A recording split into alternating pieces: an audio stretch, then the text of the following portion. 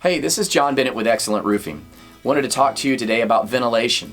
Most roofing manufacturers require your roof to be properly ventilated in order to get your warranty underwritten against any type of manufacturer defects or any problems that could occur with the roof. There are two different types of ventilation.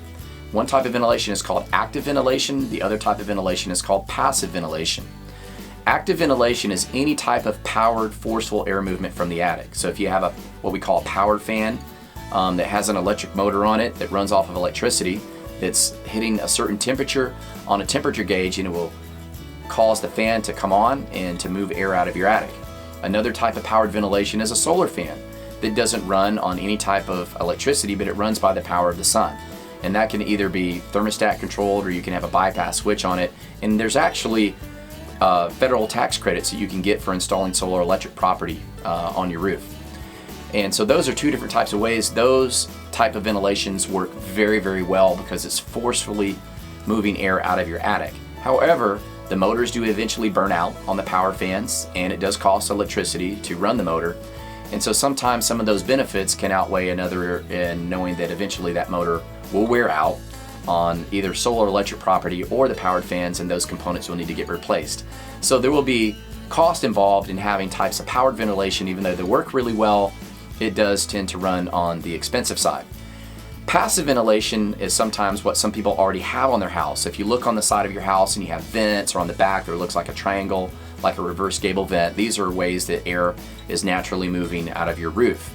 Other types of passive ventilation may be a turbine, looks like a whirlybird that may be spinning on people's roofs, or square vents, mushroom vents, where there's just a hole in the roof where a vent where air is kind of circulating through. And then one of the most common forms of passive air movement are called ridge vents. And we see these installed by a lot of manufacturers. This is a great way to, if it's properly balanced and all the equations are done, to know that if you have the proper amount of ventilation going through your roof. Now, what's really important for all forms of ventilation is to make sure that you have intake. So looking around the bottom of your roof, you want to make sure that there's a place for the air to come in. You have to have air coming in if you want air to go out. So more important even than having ventilation like a ridge vent at the top is making sure that you have soffit vents or some types of continuous soffit. There's all sorts of things that manufacturers have, where they have even products where they can run a continuous edge vent. Even if you don't have a soffit, they can put different types of vents at the edge of the roof. There's vented drip edge. There's all sorts of different options. So if you're looking to ventilate your home, make sure that you're talking to your contractor about intake, and you're talking to them about exhaust. And you're talking about them whether you want to go the route of passive ventilation or if you want to go active ventilation. Both of them work very well. A lot of it comes down to what your personal preference is with aesthetics and what you're willing to commit to in the future if there are maintenance fees involved. Hey, have a great day. We hope that you pick a great roofing contractor. There's lots of them in Memphis. And always remember to be excellent.